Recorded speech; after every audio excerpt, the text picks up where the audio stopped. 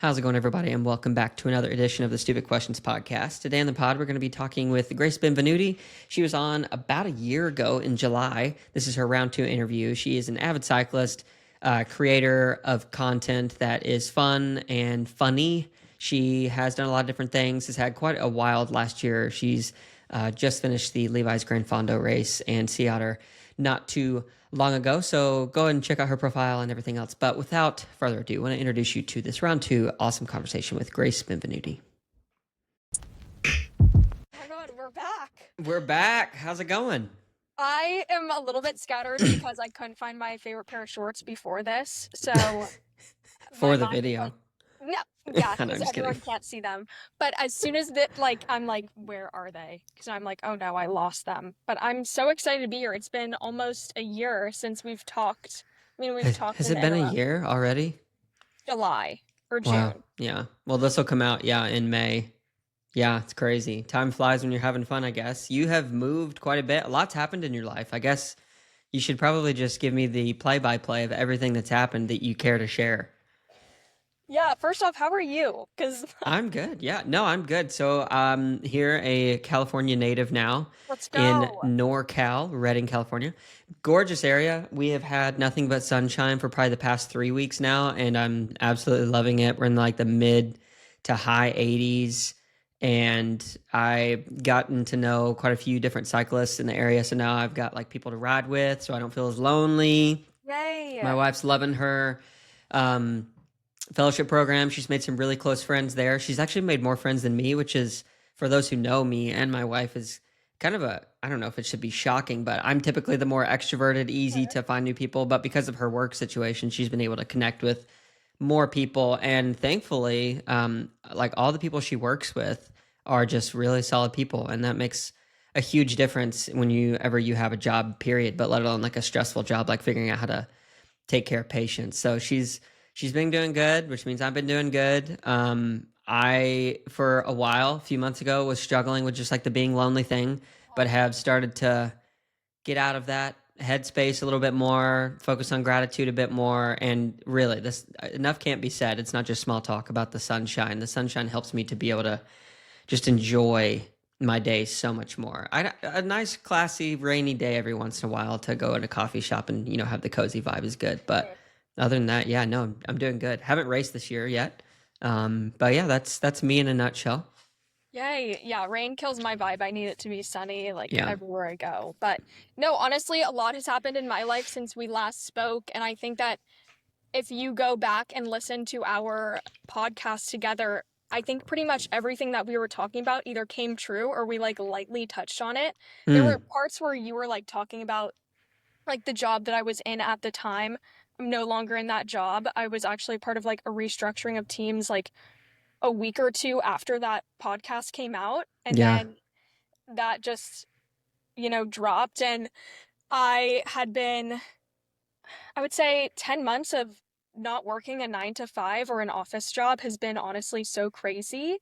And then, yeah, so I was in San Francisco and then I was like, oh, I'm gonna move to Marin and take on cycling and do that. And I was making a good paycheck to do that and support myself.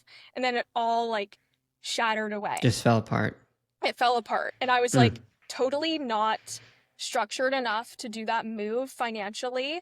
And not have that support of that 9 to 5 job that I was in. So I was locked into a really expensive lease for 6 months. And then I got out of it and I was like, I need to go back to San Francisco, be where the people are, and the rent is cheap. And I'm 24 at the time. So I'm like, I need to just be amongst the people. And I think that discrepancy in my life with the job restructuring and also just all the moves and stuff really put fitness and everything on a back burner. And there was a time where my social kind of was at a little bit of a standstill because my psyche and everything going on in my life was just so overwhelming and chaotic that I just could not focus or be present. I was still pumping out content, still producing, still doing that, but it just was a lot of chaos internally behind the scenes. Yeah. And it's so funny, right after I moved, I was like, I'm never gonna date, even though I wanted to date and meet someone. I meet my boyfriend literally the week I get let go from that job. Mm. And it was absolutely crazy because he found me through my crazy Instagram reel where I was like, oh, one day I'll meet my husband through my crazy Instagram reels or whatever, because this is the new dating scene. Yeah. And I actually messaged him first because he followed me and like thank God I was like looking through who was like following me in my like activity page. And I was like, oh, his profile picture was really funny. So I Mm-hmm. sent him a DM, said hi, and he was like, we need to go get dinner. And he's a mountain biker. He knows so much about the bike space, to be honest, that he knows way more than me. And he has been racing ever since he was like 13, 14 years old. He's from Carmel, so like Sea Otter Classic. Yeah, It was he's his done it. 12th Sea Otter this year, and I went with him Wow. to that. So yeah, that's crazy. And then I also finished the Ironman 70.3 in Santa Cruz. Yeah. How was that the first official getting through a full like half distance Ironman? It was honestly so rewarding for me because it felt like I could check the box off of that great feat that I've always wanted to do for so long. Hmm. But I think something that I need to work on is the fact that I constantly uproot or have these tremendous goals where like when I did cross the finish line, I was like, okay, what's next? Like we Hmm. did that. It it didn't leave me with the conquering feeling I think that I wanted, but it felt great to finish. It's Hmm. kind of a weird double-edged sword. I don't know if you felt that way with racing where you're like, I have this goal, and sometimes I think for me, I like the struggle of things a lot more to get there, where that feels more fulfilling for me than hitting the finish line. Hmm. Yeah, no, I think it's different for everybody. I've been at different seasons, I would call them, of the endurance world Yeah. where in the very beginning, I did a couple of triathlons just because they seemed cool. And then I did one with some cousins, a sprint, and they completely demolished me. And that day I decided like, oh, I'm gonna do a 70.3. I'm gonna beat Yeah. them. And that led me on a journey of 3 to 4 years, which I started to progress really quickly, like most people do in any new thing. You kind of hit this trajectory of you're gaining a lot of ground really fast, but then things start to plateau a little bit with the Mhm. law of diminishing returns. And, you're increasing, like with pros, they're like, oh, I'm going to increase maybe, if I can do a 0.5% or 1% better this year, like that's a huge win. So, not that I'm at that level, but I definitely started to experience a bit of that plateau and was so married to the numbers. And, I did my first ever Ironman after kind of coming to the tail end of that married to the numbers mindset because I had had a horrible race at Chattanooga 70.3. I think it was like 2 years ago, just because I was I need to hit these numbers. I need to go this fast. I need to better the time I did the year before. Well, mental headspace was just not even there. And I was just all over the place on that race. Basically decided I was going to do bad before I even started. So like that was the one experience. And then, that was in May, go to September and did the full. I came in with a completely different mindset. And like I was so happy and just thankful on that race when I got like 5 minutes into the Ironman, like full distance bike. I just started crying because I was like, this is such an amazing thing. And then I came down the finish chute and I'm just like bawling. And it wasn't even the like, oh, I finished this great thing, which that was definitely part of it. Like I'm done, I did it. But just being able to go through that and weather kind of the dark periods that I've had mentally in the past became very much a focal point of how I decided I needed to approach racing, approach training, approach life, approach anything.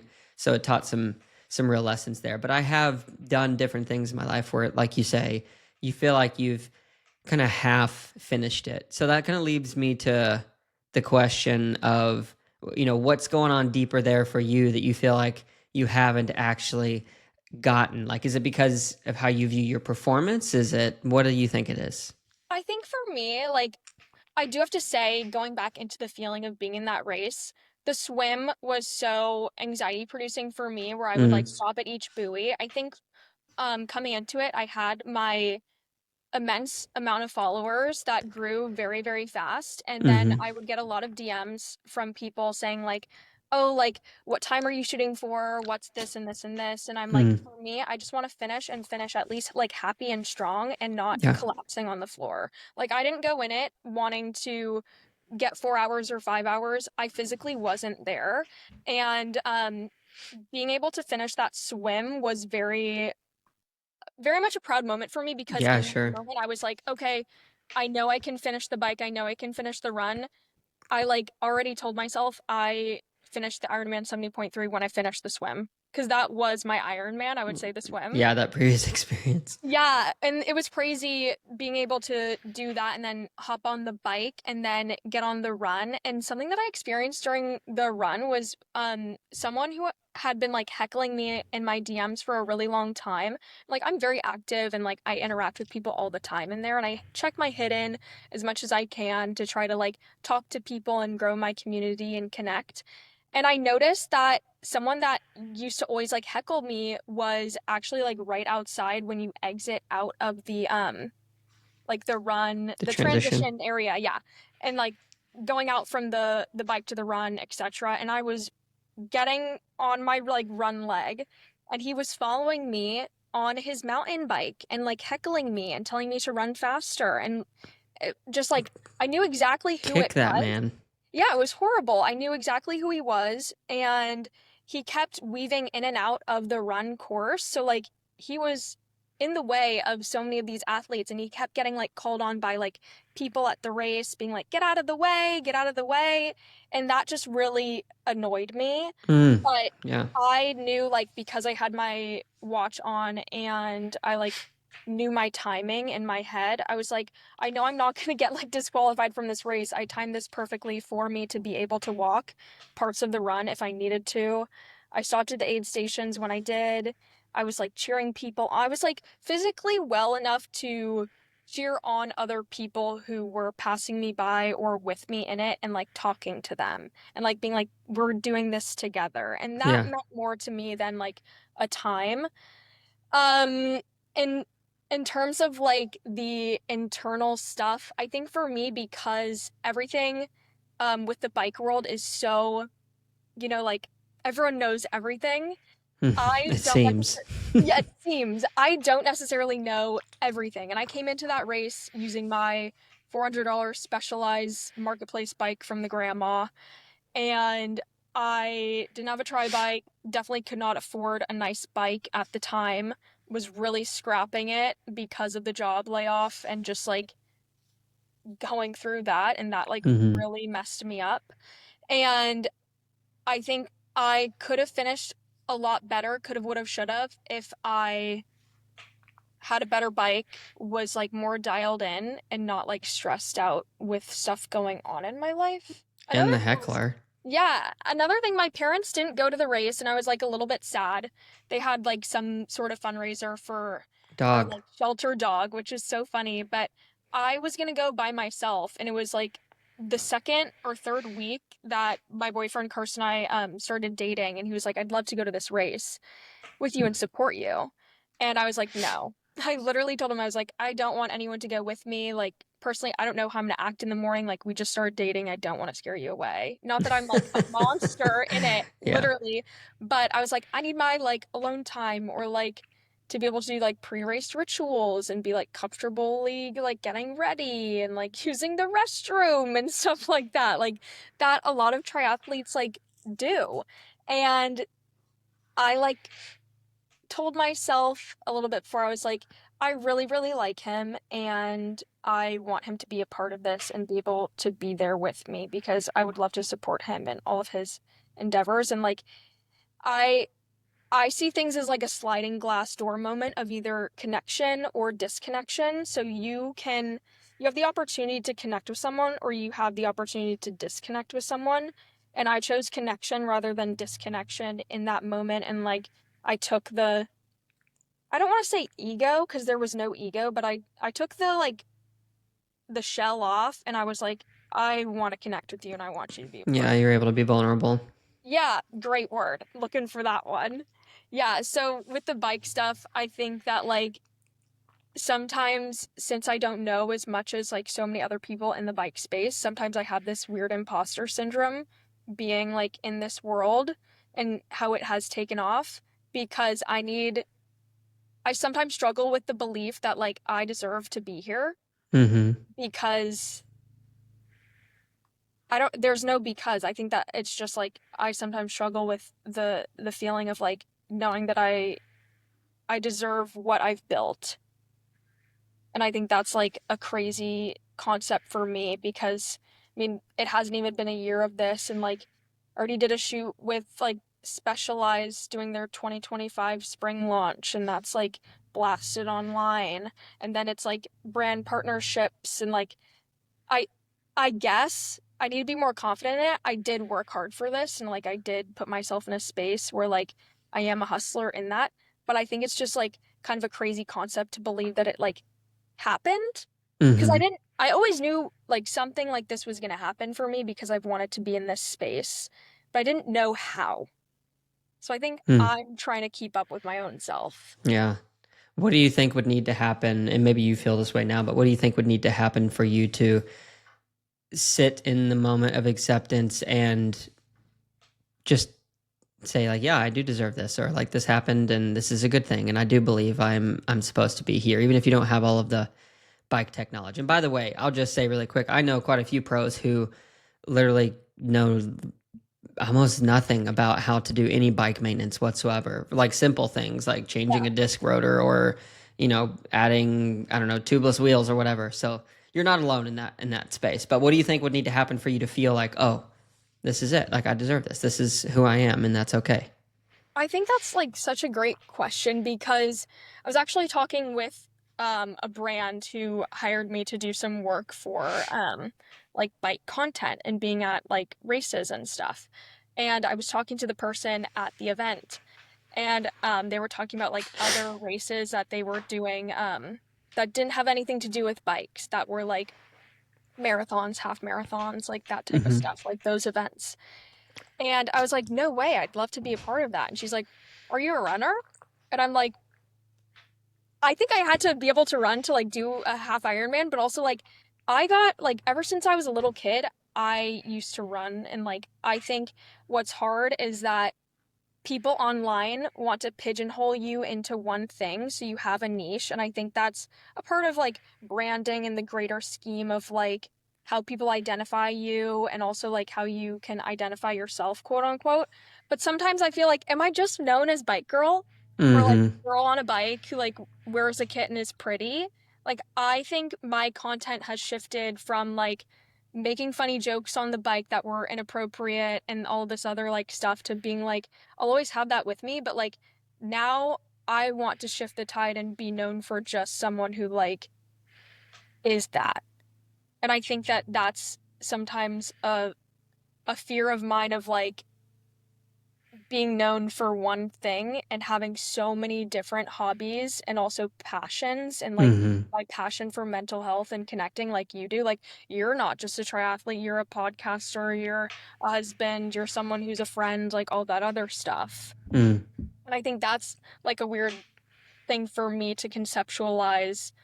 Um yeah, I don't know.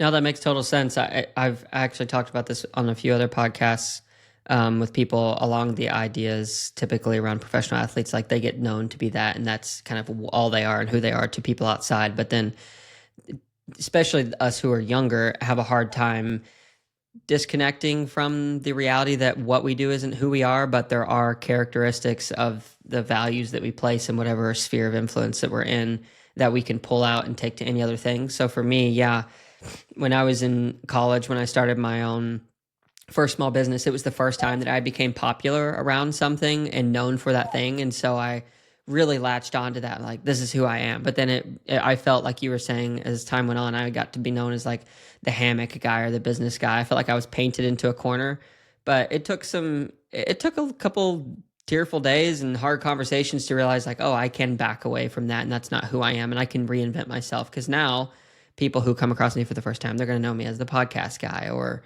the triathlon guy or whatever. And yeah, it takes some getting used to, but people only know what we tell them. One of the most True. profound quotes and pieces of I don't know if motivation is the right word, but pieces of inspiration, or what's the word I'm looking for? Just guidance that someone gave Yeah. me. This is a guy who was the co-founder of Oakley Sunglasses, and I was trying to, come up with this concept for my first business and how I would portray that to people. And I would always kind of apologize for certain aspects of the business that I wasn't comfortable about. And Yeah. he said, well, people only know what you tell them. And for whatever reason, that like really stuck with me because I realized, like, yeah, that's true. Like, I'm not trying to be deceitful, but to that point, whatever you talk about, whatever you do, like that's kind of what starts to define who you are to other people. But you can always add a circumstance of actions or whatever it is to change the way that people perceive you, and that's a blessing and a curse. Yeah. It's a valuable tool, but it can, yeah, it can swing both directions. Yeah, we both, like, as people who do create, we both are putting ourselves out there vulnerably to not know how people are going to take us. And I think that's something that a lot of people who digest and take content in need, or I would like them to understand, not need to understand, Mm, because I don't want to make anyone feel a certain way if they don't want to. But there's so much more than someone who is creating and posting content.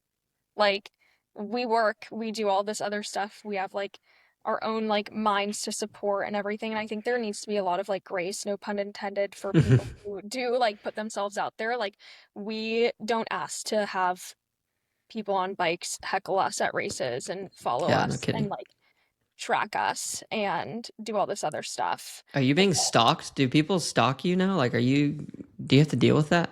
I have been stalked before, not in like a crazy like way, but like I noticed like there was one time when it was like kind of at the beginning, and it was at like my other apartment that I was at, and I like got followed.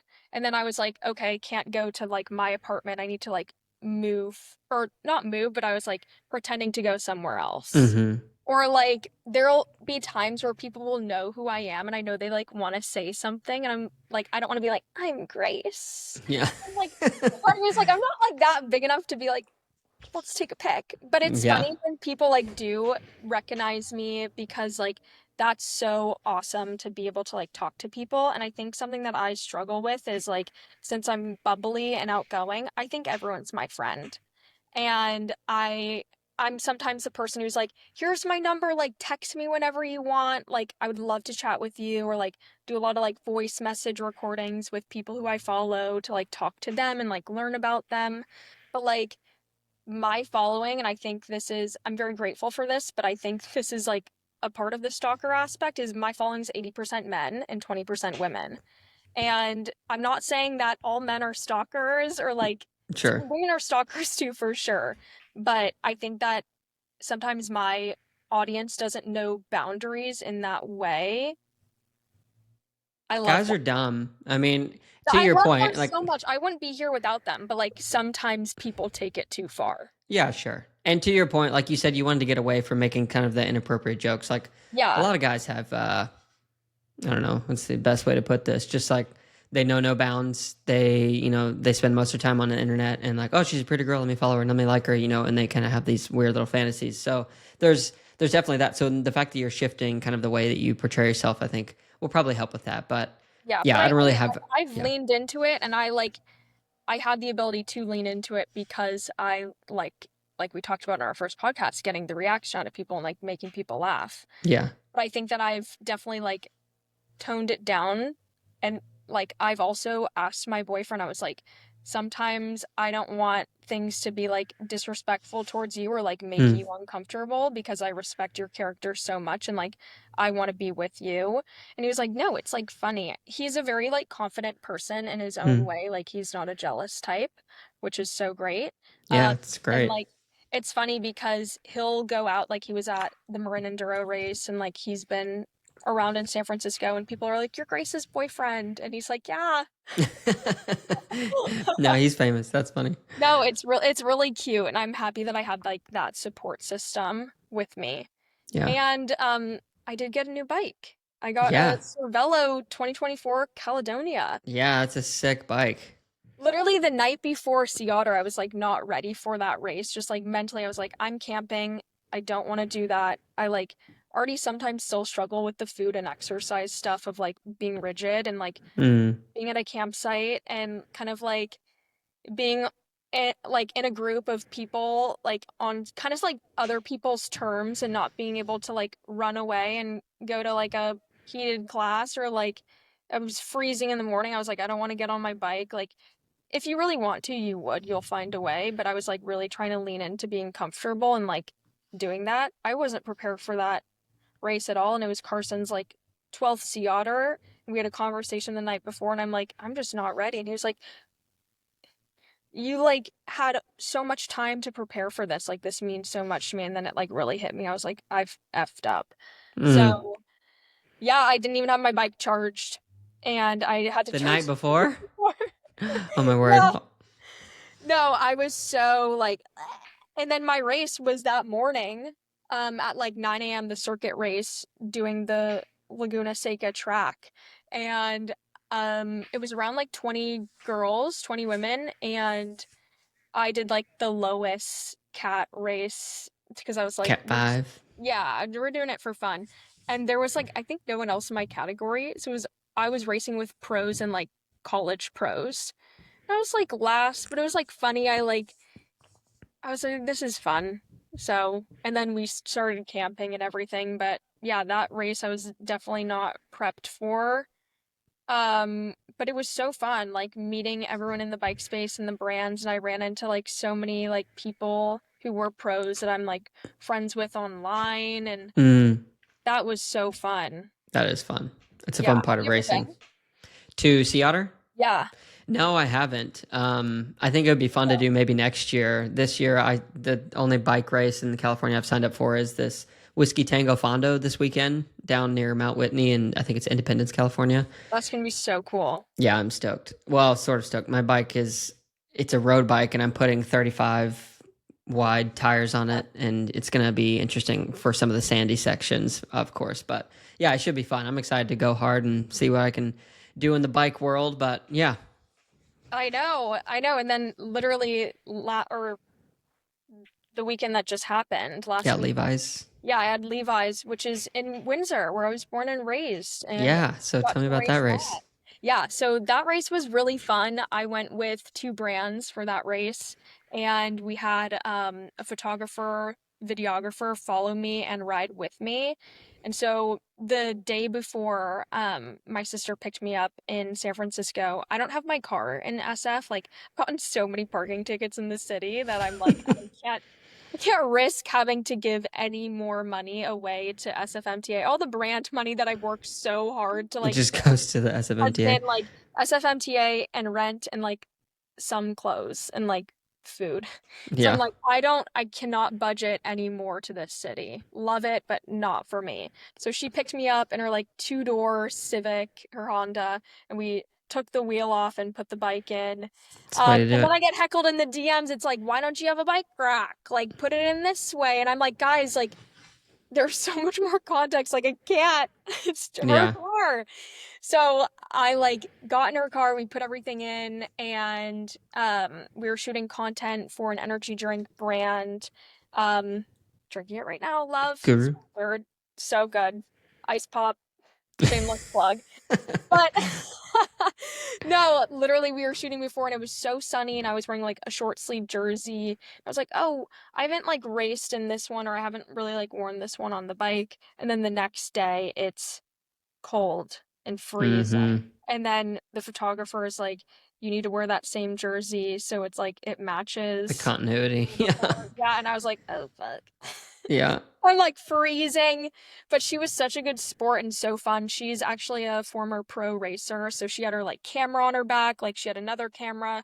She was Wow. doing it while she was cycling with me and like would race up ahead, like stop in bushes and like Get shoot all and the film. shots. No, it was so fun and like to be able to be there and like be in Windsor where everyone goes to like do this race was crazy. I was like, I hate Windsor, I hate growing up here, and then you get brought into the bike world. And I mean, I like riding over there more than I do Marin, San Francisco because no one's around me. It's Yeah. flat roads and like I don't have to deal with like cars or anything because sometimes I still get a little bit like anxious clipping in and clipping out.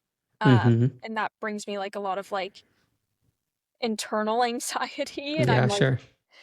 yeah, no, that was really fun. And being able to race that, like I used to grow up and like learn how to drive on those roads and like go with my friends to get smoothies and stuff. And it was really sweet to be able to like have that documented. And Mm.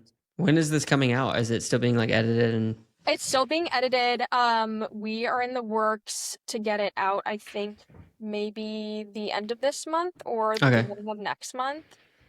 And then, yeah, even though I'm a road cyclist, somehow I got warped into mountain biking, and I'm going on a brand trip with GoPro to Arkansas to go mountain biking. Oh, that's sick. Is this going to be near the whole like where Walmart runs the town and they have all those trails and whatnot? I think that's probably where you're going, I would Bentonville, imagine. we're going to Yeah. Bentonville. Yeah, so we're gonna fly fish. I fly fished a couple times in Montana, which is gonna be so fun. And then we're gonna go mountain biking. But the thing is, Seth, is we're in a group chat now. I've like revealed all of the women who are like going on this trip. It's around like 10 other girls. We're in this beautiful like tree house in the middle of the woods. And I'm like, okay, who's going with me on this? And everyone's starting to like text and then send their handles. Everyone is a professional fly fisher. So it's gonna be you. Hey, check out this D-roll. No, literally, I'm like, okay, I'm like now like really good friends with the marketing team at GoPro, and I'm Yeah, like, this is gonna be such good content for them, but it's gonna also be like funny. it's gonna be so funny. There's, I think, two other girls who are professional mountain bikers, and then eight of them are professional fly fisher women, and they're like, one of them said, I'm coming back from like a competition to fish. And I'm like, oh my God, I'm praying on a miracle. And I'm Yeah, like sending funny pictures like of like, oh, when everyone can catch a fish and I can't. And like I want to bring that energy and set the precedent and yeah, make them excited too, because I'm so excited to be able to do this. And like, who would have thought that this would happen? yeah. Talk about the crossover, cycling to fishing. That's gonna be quite the No, and then I experience. like texted one of the girls who's like putting the trip together, and I'm like, I just want you all to know that I would love an e-mountain bike, and if like I can't do it, I would love to go like kayaking or something. Yeah. Or I'll hang out with you and get our nails done. Yeah. So When it's is when funny. is this trip happening? This is May 2nd Okay. through May 6th, so 4 days, which is gonna be so fun. And no, I'm so excited to like connect with everyone Mm-hmm. and make this really, really exciting. I think brand trips has like that was my 2025 bucket list to hit. Like I write in my notes at the beginning of the year all the things that I want to accomplish, and this was one of them. I was like, oh, maybe like a fashion brand trip, because I'm like, I didn't know these people like did excursions like this or like in the space of, outdoors life. Then I Mm-hmm. got reached out to by a company in the alcohol space to do a brand trip literally at the beginning of January. I was like, this is happening. And it was to go like snowboarding and like learn how to snowboard and like be with the brand, etc. And then they like ghosted me, and I was so excited for that trip. Oh, weird. And yeah, I think another thing being in the space, and I think portraying and being like very bubbly and outgoing, people think they can like walk over you, or like they don't Mm-hmm. expect me to like come back in an email and be very like precise and handled. Um, and like now that I am not managed by a management company, I was for a couple of months, and I realized that like wasn't for me, or that management company wasn't for me specifically.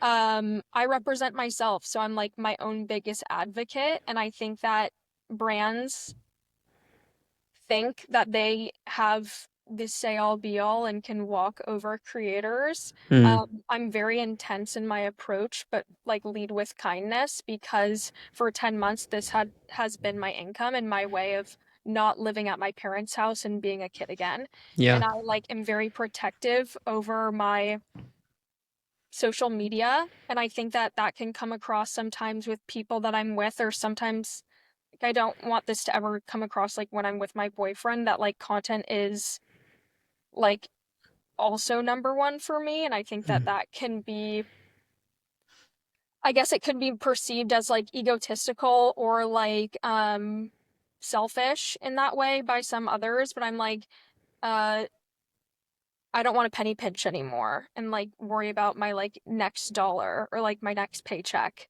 because I've been there, and that's like Mm-hmm. literally a horrible feeling. And I Mm. think that a lot of people who consume content think that these content creators make so much money. And like, yes, they can. And like now I'm at a point where I like can support myself with rent and some other stuff for like another year if possible, and I'm not in a job. But I'm still going to be like budgeting. Like I'm not at a point where I can like go on these like trips to the Maldives and like all this other Mm-hmm. stuff and like do that.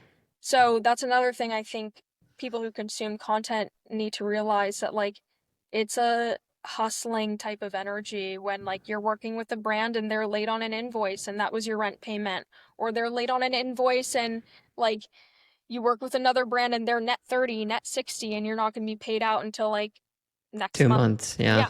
And then you're like thinking about that. And I've been in the space where my mom was a small business owner and like she like was successful in that way and like entrepreneurial. So I have that spirit in me. I just take it to a level where it's intense and I reach out to brands or they reach out to me, and I want people to be excited about like the biking world and like know that I am a force. Like I've been described by so many people that I've like been with, family, friends, etc., that like one word to describe me as an intense force. Mm-hmm. Um and it's that I think has brought me confidence, and I think that I need to lean into that more um in order to accept that I do belong where I belong, to like circle back on how we were like talking at the beginning of this of like, yeah, the intensity is the reason like why this has all come to fruition for me, so I need to remember that. I feel like that like last three monologue Yeah. minutes of me was intense. I No, was that was really good. I mean, like, this is do or die sometimes. no, yeah, no, Like, it's I for don't want to real. have to eat rice and beans all the time or like do that. It's not fun. Yeah.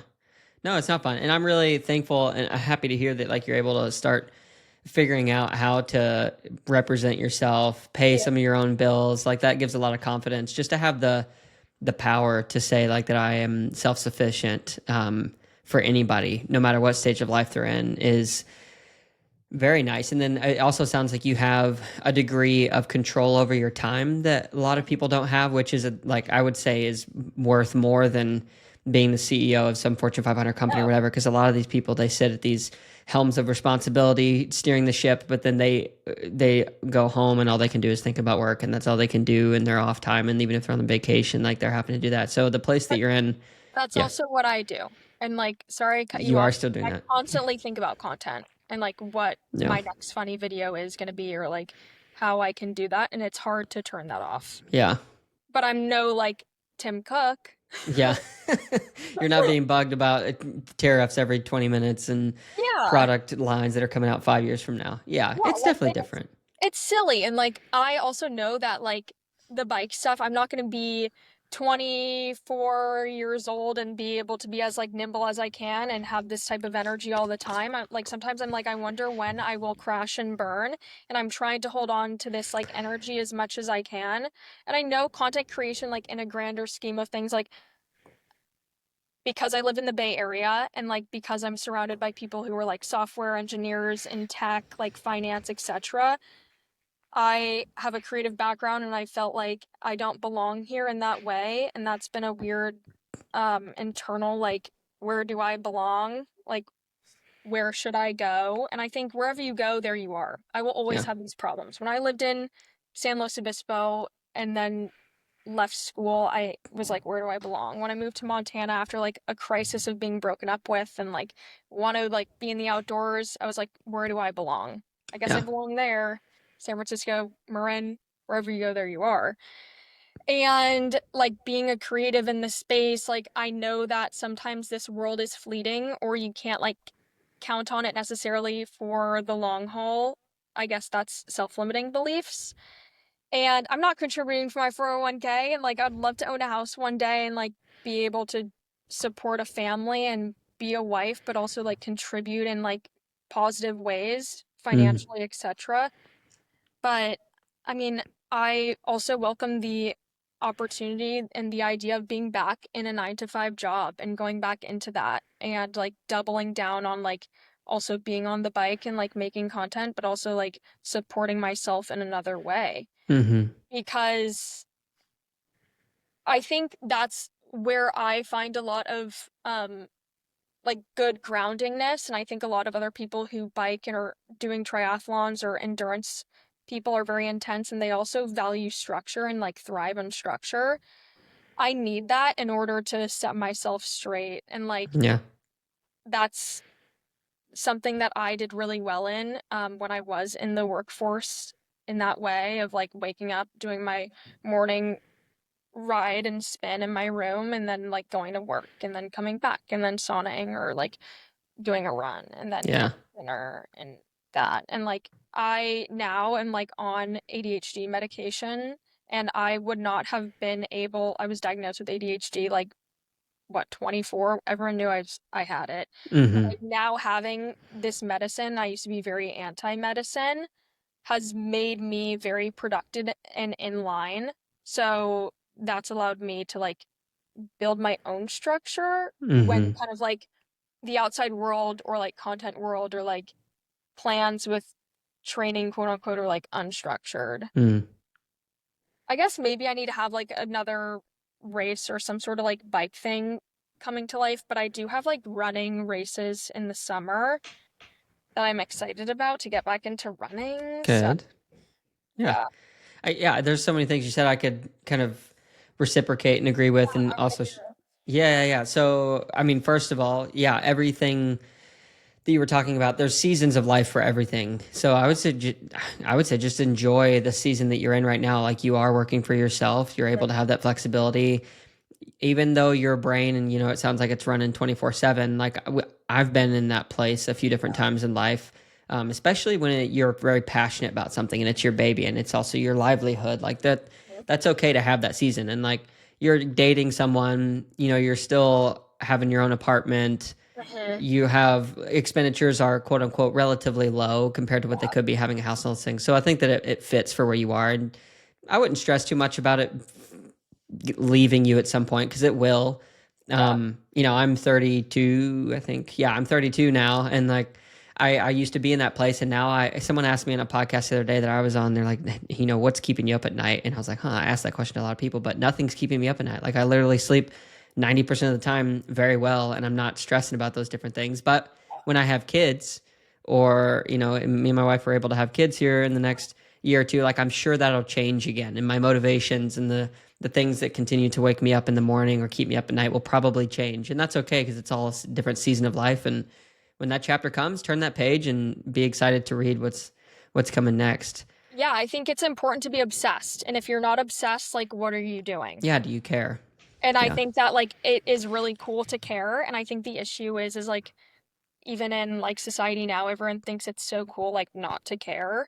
Mm-hmm. And I think it's the art of like showing up and being yourself. And that's why like I connected with you so quickly off the bat. And I think a lot of your audience members continuously come back to you is because you show up as you.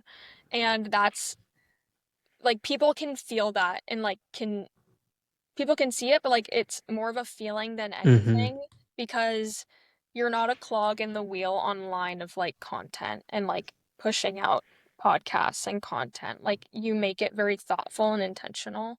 Oh, That's thank what you. like I was so excited to be able to like run it back and like do this again and talk and be able to like take your time because time is so valuable. And Mm. I think that like because I've been through so much immense growth and a lot of like stress this past year, like last 2024 has been the best and the worst year of my life. And like you said, what's keeping you up at night? Like I would wake up, it was just probably around like November, October-ish, like when I was getting out of Marin and into SF, like I was waking up at 3 a.m. and not being able to go back to sleep. I was like Mm. making funny stories like I'm up at 2 a.m. again, guys, like what am I gonna Mm. do? Yeah. And like I just was constantly up. And then I was like, where am I going to live next that I'm going to be able to Mm. afford because I blew all my savings on my 6 month rent period that I was locked into in Marin and I had nothing. I was waiting on like a net 30 to like get me through the end of the month. Mm. And then they were late and then all this other stuff, it just snowballed and I was just so stressed. And I Yeah. found this apartment on Facebook with like three random girls and it was really cheap rent in a really good spot in San Francisco, and I was living there for 2 months, and then at month two I found out that there was black mold and rats in the house. Yeah, I remember you talking about that. Yeah, and I got so sick and like my face was so like beat up Breaking with out. acne, and like I still am suffering the black mold detox right now from my body, but I was so exhausted all the time, tired, wasn't already able to sleep thinking about like finances, wasn't able to sleep because my room was like so small and my bike was hanging on my wall. I didn't have like a side table, like I had a clothing rack because I didn't have a closet. Like everything was just like I went from, Slammed. yeah, we went from like a 1 bedroom condo in a beautiful, wealthy neighborhood in Northern California to um $1,000 of rent and like not being able, like putting my arms up to the side and like holding them up. And it was just like, what am I doing, Grace? Mm. And that was just so crazy. And then facing the repercussions of the mold situation is like still an ongoing process. Like I use anti-dandruff shampoo to wash my face, and I like drink celery juice when I can, and it's like palpable to me. Mm. But I feel like now I'm at a spot where it's good. Like I live with my best friend, and I've never lived with a best friend or a in that way ever. Yeah, And that's she's awesome. also, yeah, she's also a cyclist and also really creative. She's in like into fashion, and like she I would say we complement each other very well. And I am an intense person and she's intense in her own way, but she's like soft and I'm soft too when I need to be and all this other stuff. And yeah, we live together. I have my own bathroom, my own room, no mold, a kitchen that's really nice. And I'm so grateful for that. And so I actually DM'd her too. I was like, I really like you. Let's hang out. And that was back in like September. And then That's how you got to know her. yeah, and then she was like, "Do you want to like live with me in the other bedroom? Like someone's leaving, like come and hang out and like stay." And yeah, no, she's been such a dream, and I think she's definitely contributed to me feeling like more sane and like my own self. Mm. And turned around like a really bad year into making now 2025 hopefully super amazing. The best one, yeah. Yeah. Yeah, that's super special to be able to share a room with someone who you genuinely care about or have a good friendship with. Because the closest friends that I have, of the top five, I'd say three of them are ones that I was roommates with in college for at least a year. And you go through a lot. Like I don't know what step or stage you've been in, and maybe you won't experience all of them. But I went because I'm more of an intense personality. I went through this phase of who is now the guy who's my best friend. His name's Daniel. Yeah. I would go to hell and back for this man, would do anything for him. We have the deepest conversations of any human being that I've ever known. But when we were roommates together, like he ticked me off so bad. And like I would be so mad at him. And he's like this very apologetic, very soft guy. And I'm like, damn, just quit apologizing all the time and all this stuff. So like we got through that, but now we're like the closest ever. And like even in marriage, it's the same way. The person that you can be all shades of the colors of emotion and attitude at one point, as long as you come back around and work through those moments, like those end up becoming like the real BFFs. You can't make old friends. Like No, they really yeah. matter. Yeah. I agree. Like I think it's also partially because I'm on medication, but I get into like rampages of wanting to like clean and like get stuff in order, and like I will clean her toilets and walk into her room and just clean her toilet and vacuum her room, and like she's like, "Do your thing, have fun," or like Yeah. I'll rearrange stuff and she's okay with that for me. She's like, "That makes you feel more like calm and safe in your own self. Like go do it. It's kind of fun. I love Yeah. my toilets clean." Yeah, for real.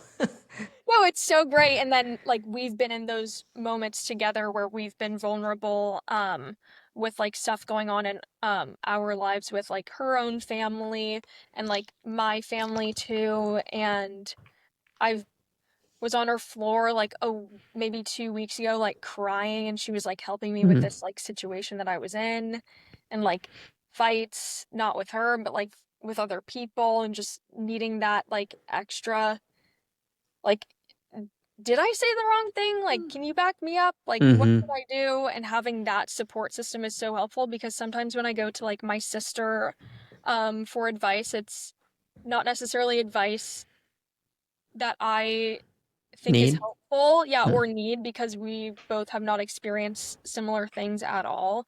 So going to Kenzie has been so good, and she's an amazing human, and like I'm very lucky to have her. Yeah.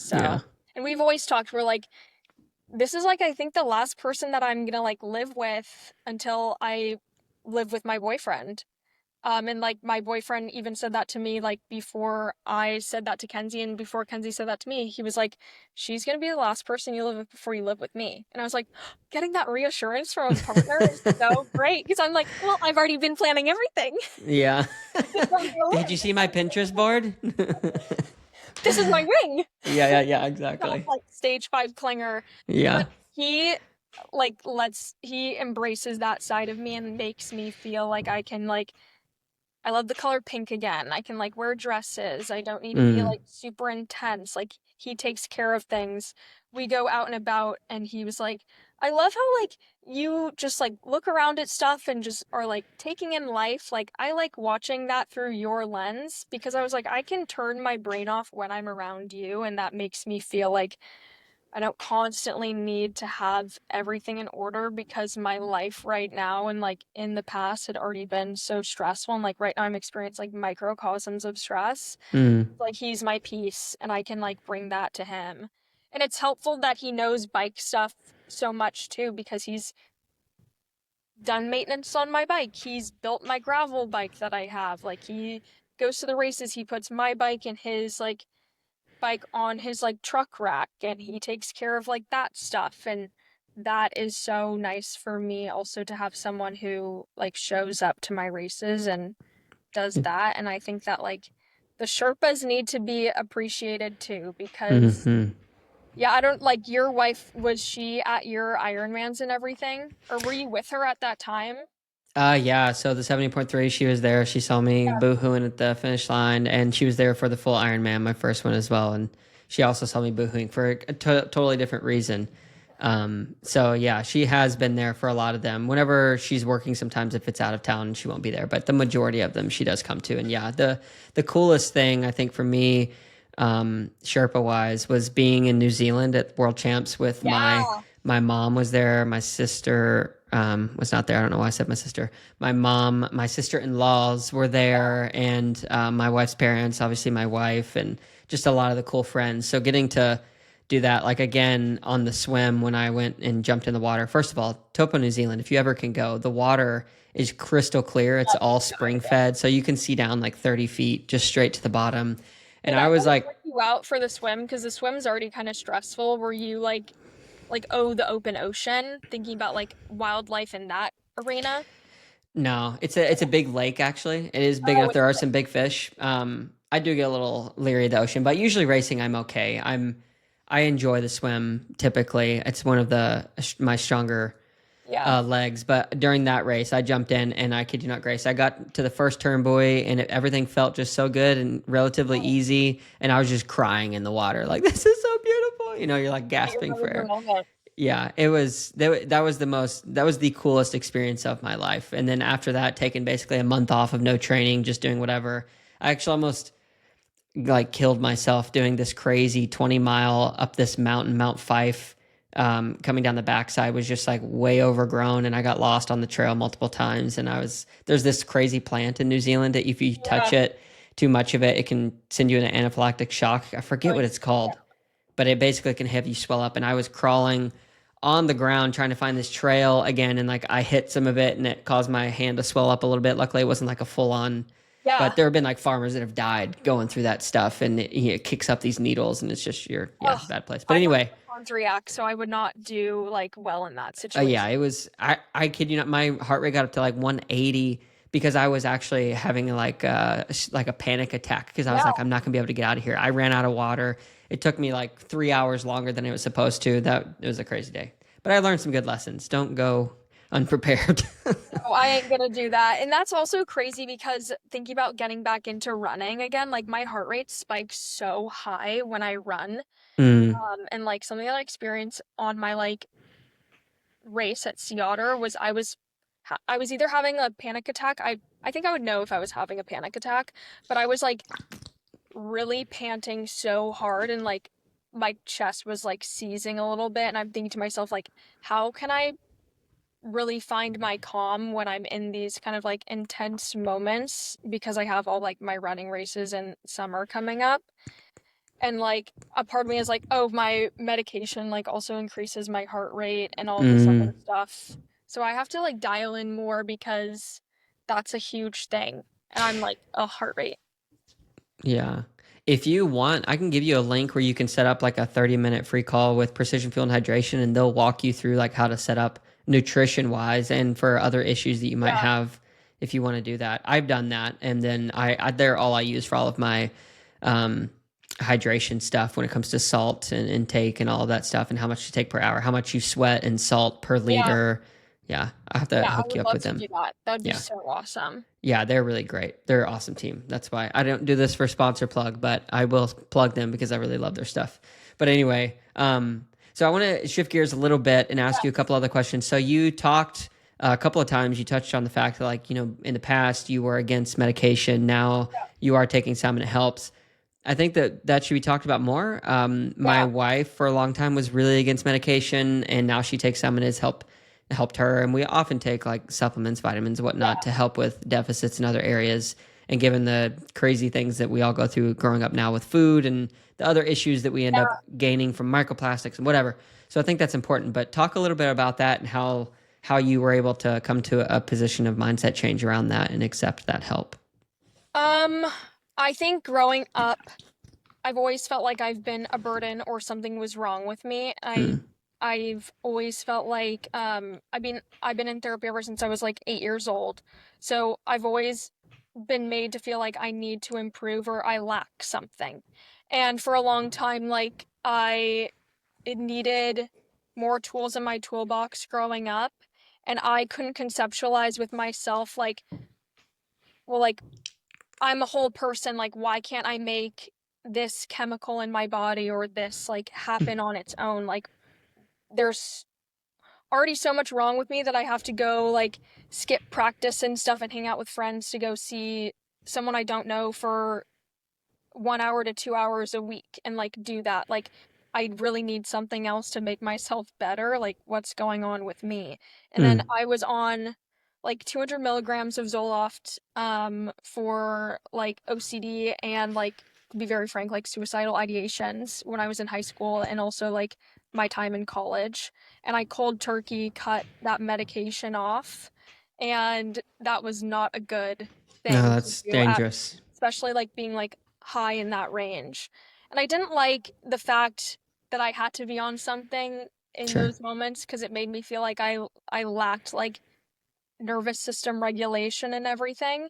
And then going through like my motions of the past year and everything and feeling like, oh, I really do need something that keeps myself in order. I don't experience my OCD like I used to because my compulsions are under control and I can really like I've done exposure therapy to get that in lock. Like the ideations like sometimes come back in and out of waves, but I like learn how to handle that and ground myself.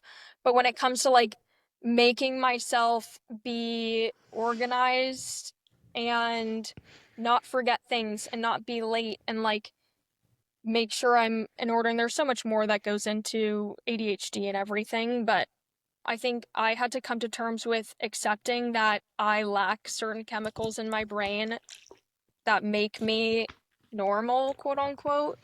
And like my mom described it in the way of like diabetes. Like if you're a Mm-hmm. diabetic, you take your insulin and there's nothing wrong with that. And like also having someone in the medical field um who is aware of all of that stuff is helpful and like I come from like that type of family and like I guess that's also the black sheep, and maybe your wife has experienced this, even though she's in the medical field. Like, I don't like when my parents or like people in my life push pills on me or like push like ideas. Like, I have to come around to it on my own Yeah. and like be accepting of that. I think it's like a really long winded answer, but Oh, that's a good answer.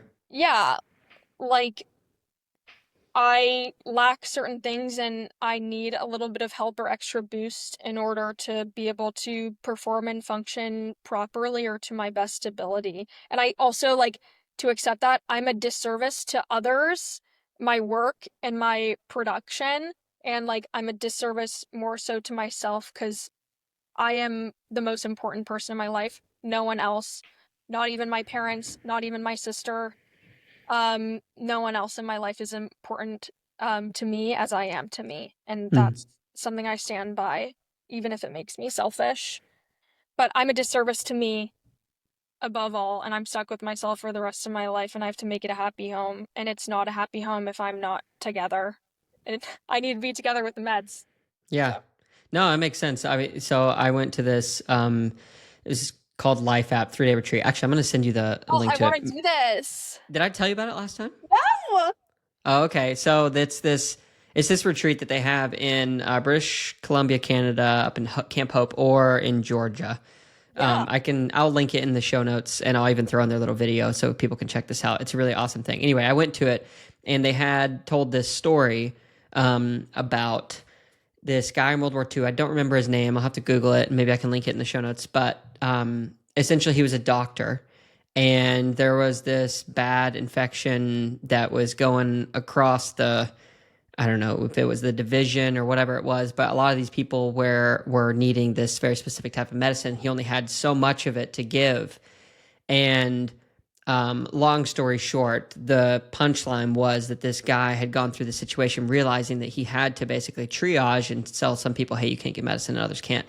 But he kept one for himself, and so like that really drove home this point that, well, if you can't give the medicine to yourself, if your cup isn't full of love to give to others or whatever, you can't give what you do not have. So he had to like essentially focus on himself to a degree, and I think that yeah, especially in religious circles and there's this concept of like being selfless almost to one's detriment, and I think that there's a little bit more context involved that you have to care for yourself a bit, like even the golden rules, do unto others as you do unto you, and we often forget about the what we would do unto ourselves, like love others as much as you would love yourself. Like what does that truly mean? I think that there's a tainted view of that, like self-love, self-care. It can be conflated and abused, I think, a bit, but you do have to take care of yourself so that you can take care of others. It's just like the whole put oxygen on your Yeah. mask first, or on your face first, so you can apply it to someone else. And those are like really important lessons that have to be learned. 100%. And like sometimes in moments like that in a relationship, it's not always 50-50. Sometimes it's 80-20. In the past Mm-hmm. like 10 months of me being laid off, and like doing content full time, like it's been a lot of 80-20. And like he's 80, I'm 20, sometimes 100% he is, and I'm not. Mm-hmm. And like I understand like even in not just a relationship context, like yeah, I do put myself first. But like it's for other people too, and that makes it not selfish because it's truly like not. Yeah, you have to accept the love that's coming your way. I think that as you go through different seasons of life too, I've seen this through 8 years of marriage, that it goes up and down. There have been times when I'm completely broken and then my wife has shown up to be strong in a way that I didn't even know existed, and Yes. vice versa. And like you have to have that give and take. But as soon as we focus on, oh, I'm only giving 100, and you keep that mindset of only thinking about yourself in that particular way, then I think that that can lead to an unhealthy relationship. But knowing, after you go through the cycle a few times, knowing that those tables will continue to shift, and the 80-20 will turn into 20-80 or whatever, like that's just how life goes. And that's the beauty of companionship, is that you can be there, you can go back and forth. Mhm. Yeah, and So always like being like, this is silly. Sometimes you just have to laugh and like life is silly and yeah, humorous and everything. yeah. That's a great question. I think that like even I've seen it in my like own family's life, like a family member of mine is now on medication, and I don't know what they did and why they functioned and lived life the way that they did when everyone knew they needed it, and we're all like facing the repercussions of that person. Mm, And you're like, you are so much better now that you're on it and you treat your family everyone, members yeah, better. yeah. So, Yeah, no, it's important. So if somebody out there is considering it, I would say entertain it. And you can always change it. Nothing's going to be perfect. Sometimes things don't work, and you can try different things yeah, or different medications or whatever. And yeah, I'm not a huge proponent of like take medicine for everything. yeah, You want to deal with the symptoms. But if you do have like a serious thing that is creating a chemical imbalance, like pursue that, get that figured out, because yeah, everybody deserves to be happier and live a fuller life. Yeah, my personality hasn't been altered. I'm just like speedy and like kind of a little bit more witty and like Yeah. I experience crashes at around like 3 to 4 p.m. and I'm like slumped, but Yeah. learn how to regulate. So, Yeah, for sure. So let me ask you kind of one more question yes. to get you in the zone. What helps Grace get in the zone? So I that can be business, that can be before you go on a bike ride. I can give examples of what that means to me, but I would love to hear from you like what helps you to get in the zone? Your medication and maybe what else? Well, first off, it used to be very like, I mean, a part of it is like appearance driven, but like I have taken a sabbatical and I've cold turkeyed spray tans. And like I used to love being tan because it made me feel like I was a little bit like slimmer and all this other stuff. I really embraced my no fake tan, my real brunette hair. Natural looks good on you. Yes, thank you. Yeah, like last time we talked, I was like orange and I had like Donald, is that you? literally I had bright white hair, pretty much, like pretty blonde hair. And would say for me, if I like, I do lean on like the aesthetics of stuff. Like every race, I always have my nails done. That's just like something that I love to do. I also like am a skin picker. So when my nails are Mm, like done, it makes me not pick my skin because I paid got paid from a brand deal to be able to like get my nails done. yeah. Another 30 days, we'll have to wait on that. No, I'm just kidding. But also like rings, when I look down on my bike, I like love to either fidget at my rings or like have rings on. When I get in the zone, I like love to take a shower before I work out. I think that that Before you work out. yeah, it's very counterintuitive. Like I love feeling clean and not feeling like I I'm have the same way. dust or grossness on me. Always do like a shower before I work out and like one after. Sometimes I take like 3 showers a day. It's That's very common in this triathlon world. I'm definitely the yeah, same way. it's really bad for your hair, but I don't care. Showering, I love having like an energy drink, coffee, something to get me like going in the morning and pumped up. And then I take these like gummy vitamins that like are also like partially like a little sweet treat in the morning I too. love gummies. Yeah, like they're not sponsored. Smarty Pants gummy vitamins, they have like sugar around them. I think it's like Pavlov or something. It's or Freud or whatever, where you like wake up and you're like used to something or like you're used to like a repetitive thing. So like when you don't have it, like something is weird. Something's off in the Yeah, so pattern, the always habit. yeah, always have my gummy vitamins and then I've love listening to EDM music or like fun upbeat music to get me going and I thrive in the mornings. I feel like you're a morning person too. That really gets me amped up, like no Hmm. matter what. Yeah, for Yeah. sure. Yeah. My shower thing is like always before bed. I have to take a shower, even if I took one an hour ago. It's just like helps Yeah. me calm down, even if it's not with a ton of soap and whatnot. Just like to that feeling of getting in the sheets nice and clean. They're cool. We've been sleeping with it 66 degrees in the house at night, so like yeah, that helps me get Nice. in the sleep zone. But in the morning, it's waking up. Usually, we'll read a few verses on my phone or listen to like the Bible app or something, or I'll go make coffee for my wife. I make her her breakfast, and then we have the day before the lunch. So like my whole routine is really cycled around her in the morning, and then when she leaves, then I kind of get my own coffee sometimes, and I'll get in the zone. I like going to our local coffee shop that allows you to see this So mountain sweet. chain right out back, and it's just like that gets me in the zone for sure. Yeah. Yeah. Keeping a space organized is so much for me. It makes me Yeah, feel like I'm in order. I always believe in the quote, do it right or do it twice. So do it right the first time so you don't have to do it again yeah, a second time. So I've now made it a point to always like keep well there's clothes because I was looking for the shorts, but my bed's always fixed and every single morning and I love to light like a candle if I'm working in my workspace or just nice. having that next to my bed. Like smells are important to me. They get me in the zone. Yeah, and if like obviously this doesn't pertain to now, but if I had socks out and I just finished a workout, like put it in the hamper right away or put it in the washer right away. Like if I have my towel and I just finish a shower and it's on my bed, we're gonna hang it up like right away. Yeah, Making like sure good habits are formed because I'm in such a nice space living with my best friend that like I want to respect the space so much and set a precedent for myself and also like that bleeds off to everything and anything that I do. Yeah. Also, because of my organization issues, I keep notes in my like app, like notes in my notes app to be able to like remember things, and like I delete them when I finish them or at the end of the day, and Yeah. like when I have so much going on and Carson and I like come back to each other at night and like have dinner or like go to bed, I write like notes in my phone of stuff that I like wanted to bring up or something that was fun that happened in my day when we do our little like debrief. Because I don't want to forget like the things that happened, and like I do forget those things and I need to keep it organized for myself to remember.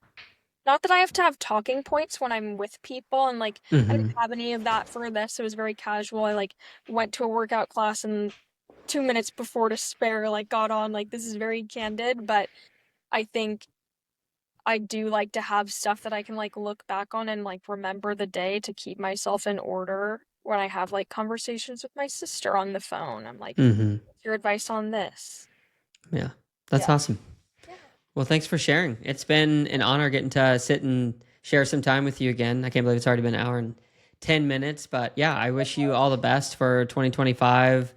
Would love to have you on again in the future, maybe not so long in Yes. between. And yeah, I'm truly excited to see where it takes you. And I want to see this fly fishing video that they're going to create. And also the Levi's Gran Fondo video. Whenever you have that, send it to me as well. If it's done by the time we release this, I'll throw it in the show notes. Oh my God, yes. Thank you so much. And like I said again, last time we talked, everything we talked about was pretty much predicted or came to fruition. You touched on the hope no one gets laid off. There's a lot of layoffs in that world, and I was like, oh, next week. And then I was like, oh, I really want to maybe meet someone. I'll meet them through Instagram. That happened. I'm like, Seth, do you have any like I'm doing a little bit overtime. Do you have any You're fine. predictions for me for this upcoming year? Because I feel like you're a psychic. Definitely not a psychic. No, I don't have any predictions. I think that this is going to be the year that you figure out your flow for what it means to be a creator in terms of how to live financially, grow a little bit smarter and wiser in the negotiations and contracting. And yeah, hopefully continue to build your relationship with Carson and figure out if he's the one. Yes, And for yeah, sure. I yeah, doubts. yeah. I think those are fair though. I mean, I don't have any hard predictions for you. You do seem like you're in a better place, and Yeah. I hope that you're able to find some comfort, but also not be too comfortable. Find some places that can continue to stretch and grow you, whether that's the running races or I don't know, something that comes across your path that's gonna allow you to have another growth stretch and never waste a good crisis. So never, no matter Yes. what happens, if something happens in the next 2 weeks and it's just completely throws you for a whirl, remember the conversation and know that you're loved. Lots of people care about you, and then you're going to be able to figure it out. Yes, never waste your suffering. That's right. Oh, well, I had such a good time, and I like really love and appreciate your energy and you as a human being. And yeah, the world needs more Seth Hills in their life. So, Thank but you, we Grace. don't want too many Seth Hills. We just need one Yeah, exactly. energy. We need Put me more. out of a job. Yeah, no, literally. Yeah. You're very scarce. So, Thank you so much to Grace for coming on the pod and letting me dive into your life. Again, it's always fun having on round two interview people because it allows me the opportunity to catch up with them. And really, what the show is all about is just making friends, getting to know people more, and hopefully drawing out some lessons that we all can learn from. If you made it to this point in the podcast, thank you for being here. If you could like, comment, subscribe on YouTube, that would help continue to grow the audience there. If you are on Spotify or Apple Podcasts, if you could comment or review, leave one of those reviews, that really does continue to help grow the podcast there. A couple other things. I asked the Zone 2 question. If you are interested in checking out Zone 2, make sure to do so. They have expanded into the US. I've been using their stuff. Let me show you. This is our iced coffee gel. Anyway, they are really good stuff. It's got this nice blend of coffee flavor, and it's not just your normal super sticky gel. It has more of a liquid base. It's really nice. Check out their stuff. Really have enjoyed getting to work with that company and truly used their stuff before I ever decided to sign any deal with them. So check them out. If you also want to figure out your nutrition and hydration strategy, check out Precision Fuel and Hydration link in the show notes, where you can set up a 20-minute call where they can help run through and help you figure out the best strategy for your next performance on your race. And I think that's it. Thank you guys so much for jumping in, and we'll catch you in the next one. Peace.